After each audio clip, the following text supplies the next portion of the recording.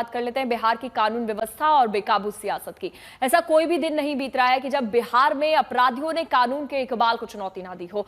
आज हम आपको बिहार का क्राइम कैलेंडर दिखाएंगे। कल बेगूसराय में दिन दहाड़े एक युवक को मार डाला गया। कई राउंड की फायरिंग हुई जिसमें एक शख्स की मौत हो गई, 3 लोग घायल भी हो गए। खगड़िया में भी एक हत्या हुई है, समस्तीपुर में भी फायरिंग हुई, साथ ही सहरसा में पुलिस पर हमला हुआ जिसमें हमलावरों ने इंस्पेक्टर का सिर फोड़ दिया। और इसी के साथ जिनके ऊपर कानून व्यवस्था संभालने की जिम्मेदारी है वही सुरक्षित नहीं है, सिर्फ यही सवाल उठ रहा है। प्रतिपक्ष के नेता राहुल गांधी ने बिहार की कानून व्यवस्था को लेकर एनडीए सरकार को घेरा है। राहुल गांधी ने बिहार को क्राइम कैपिटल ऑफ इंडिया कह दिया है। राहुल गांधी ने लिखा है कि बिहार बना क्राइम कैपिटल ऑफ इंडिया, हर गली में डर, हर घर में बेचैनी, बेरोजगार युवाओं को हत्यारा बना रहा है गुंडा राज। राहुल गांधी ने एनडीए को अंग्रेजी में लिखा है, तो कानून व्यवस्था के बहाने सीधा हमला एनडीए पर राहुल गांधी ने बोल दिया है। और अब आपको दिखाते हैं कि बिहार का क्राइम कैलेंडर क्या रहा है। ये आंकड़े सिर्फ जुलाई के नहीं हैं जो हम आपको बताने वाले हैं। 4 जुलाई को पटना में दिन दहाड़े कारोबारी गोपाल खेमका की हत्या कर दी गई। 4 जुलाई को ही सीवान में 3 लोगों की हत्या कर दी गई। 6 जुलाई को नालंदा में 2 बच्चों की हत्या कर दी गई। साथ ही 4 जुलाई सीवान में 3 लोगों की हत्या कर दी गई। 6 जुलाई को नालंदा में 2 बच्चों की हत्या हुई। 7 जुलाई को पूर्णिया में 5 लोगों की हत्या हुई है। अभी तक एक के बाद यही मामले आ रहे हैं। 7 जुलाई को पूर्णिया में 5 लोगों को जलाकर मार डाला हुआ। 7 जुलाई को ही मुजफ्फरपुर में गला रेतकर एक शख्स की हत्या कर दी गई।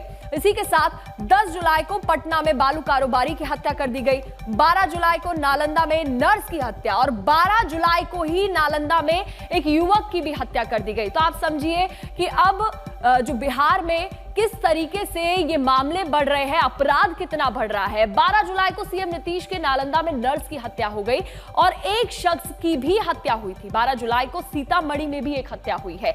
इसके बाद भी 13 जुलाई को पटना में वकील की गोली मारकर हत्या कर दी गई। 14 जुलाई को बेगूसराय में युवक की हत्या हुई, इसमें 3 लोग घायल बताए जा रहे हैं। इसी के साथ 14 जुलाई को ही खगड़िया में भी मर्डर हुआ। तो ये बिहार का क्राइम कैलेंडर है जो आपने समझा। चुनावी राज्य है, इतने बड़े स्तर पर घटनाएं होंगी तो विपक्ष खामोश बिल्कुल नहीं होगा, सवाल पूछना जाहिर है। भयावह स्थिति है बिहार में। टीचर की हत्या होती है, इंजीनियर की हत्या होती है, डॉक्टर की हत्या होती है, वकील साहब की हत्या होती है, व्यवसायिकों की हत्या होती है, ठेकेदारों की हत्या हो रही है, बच्चियों के साथ गैंगरेप हो रहा है, कोई सुरक्षित नहीं महसूस कर रहा है। ये स्थिति बनी हुई है। बीजेपी नेताओं की हत्या हो रही है, प्रतिनिधि जितने हैं जनप्रतिनिधि उनकी हत्या हो रही है, पुलिस की हत्या हो रही है। हम कहना चाहते हैं नरेंद्र मोदी जी क्यों चुप हैं? अगर आप बिहार की तुलना अभी की तुलना पहले से कीजिएगा तो पहले नरसंहार का दौर था। कैपिटल क्राइम जिस तरह से ऑर्गेनाइज क्राइम होते थे और जानबूझ करके गैंगवार होता था, लेकिन आज वैसी बात नहीं है। आज जो घटना घटित हो रही है ज़मीन से लेकर के सामाजिक स्तर पर, पारिवारिक स्तर पर घटना घट रही है, लेकिन फिर भी जो घटना घट रही है ये घटना नहीं घटनी चाहिए। शासन प्रशासन और हमारा जो महकमा लगा हुआ है वो सब लोग इसके पीछे हैं। और आप देखे होंगे कि बहुत जल्द जब कोई घटना होती है दुर्भाग्यपूर्ण तो उसके जो पीछे लोग होते हैं, जो अपराधी हों चाहे उनको करवाने वाले लोग हों, पकड़े जाते हैं, उनको सजा भी हो रही है। रोहित हमारे सहयोगी ज्यादा जानकारी के लिए जुड़ गए हैं। रोहित, देखिए एक के बाद अब एक ऐसे ही मामले सामने आ रहे हैं। वकील की हत्या कर दी गई, उस पर मारपीट की गई, उसके बाद मर्डर भी किया गया और ऐसे में विपक्ष सवाल पूछ रहा है कि अपराध कब कम होंगे। जाहिर है ये सवाल पूछना बनता है।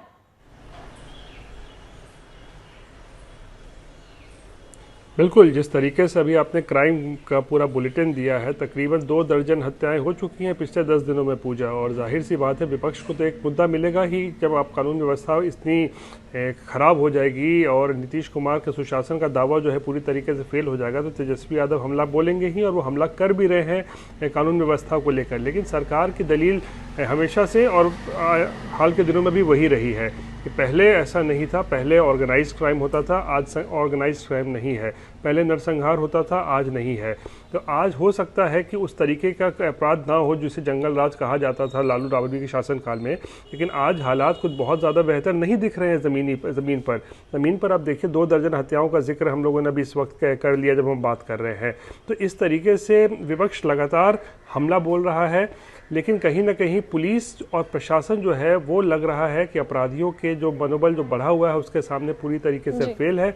अपराधियों को एक लगता है खुली छूट मिल गई है, कोई कानून का डर नहीं, कोई प्रशासन का डर नहीं। लिए एक बड़ा मुद्दा भी बन सकता है। चलिए बहुत बहुत शुक्रिया आपका तमाम जानकारी देने के लिए। अब बात कर लेते हैं बिहार के मतदाता पुनरीक्षण की। अगर आप बिहार से हैं और अभी वोटर लिस्ट रिवीजन का फॉर्म नहीं भरा है आपने, तो देर मत कीजिए, क्योंकि अब सिर्फ 11 दिन बचे हैं। 25 जुलाई आखिरी तारीख है। विपक्ष के अनगिनत सवालों और आरोपों के बीच चुनाव आयोग मतदाता सूची पुनरीक्षण में उल्लेखनीय कार्य किया है। अब तक 6 करोड़ 60 लाख से ज्यादा लोगों ने फॉर्म भरा है और यह आंकड़ा 88% से ज्यादा बैठता है। बिहार की वोटर लिस्ट से 35 लाख से ज्यादा नाम काटे गए हैं। क्यों कटे हैं अब यह भी समझना जरूरी है, क्योंकि लगभग 12,50,000 वोटर ऐसे थे जिनकी मृत्यु हो चुकी है, फिर भी नाम लिस्ट में था। लगभग 17,50,000 के आसपास वोटर से मिले जो बिहार से पलायन करके किसी और राज्य में बस गए। साथ ही 17 लाख से ज्यादा लोग थे जो पलायन करके किसी और राज्य में बस गए। 2 बार नाम सामने आया 5 लाख से ज्यादा, और मृतकों की संख्या 12 लाख से ज्यादा। ऐसे में 35 लाख नाम काटे गए। बिहार में सारी कवायद चुनाव को लेकर हो रही है। वोटर लिस्ट रिवीजन, बेकाबू अपराध, इन सब पर जो हल्ला मचा हुआ है ये चुनावी है। बिहार विधानसभा चुनाव को लेकर दिल्ली में कांग्रेस की बैठक हुई, जिसमें बिहार कांग्रेस के नेता और पार्टी आलाकमान के नेता शामिल हुए। बैठक को लेकर सूत्रों के हवाले से जो खबर सामने आई उसके बारे में अब आपको बताते हैं। दरअसल कहा यह गया है, सूत्रों की माने तो पुनरीक्षण पर जनमत विरोध प्रदर्शन कीजिए, ये राहुल गांधी ने कहा है। बीजेपी वोट काटना चाहती है ओबीसी, एससी, अल्पसंख्यक का। बड़ा प्लान बनाओ, आलाकमान आपके साथ है, ये राहुल गांधी की तरफ से कहा गया है। कांग्रेस की एक बैठक हुई जिसमें राहुल गांधी ये प्लान बना रहे हैं। ये सूत्रों के हवाले से खबर सामने आई है।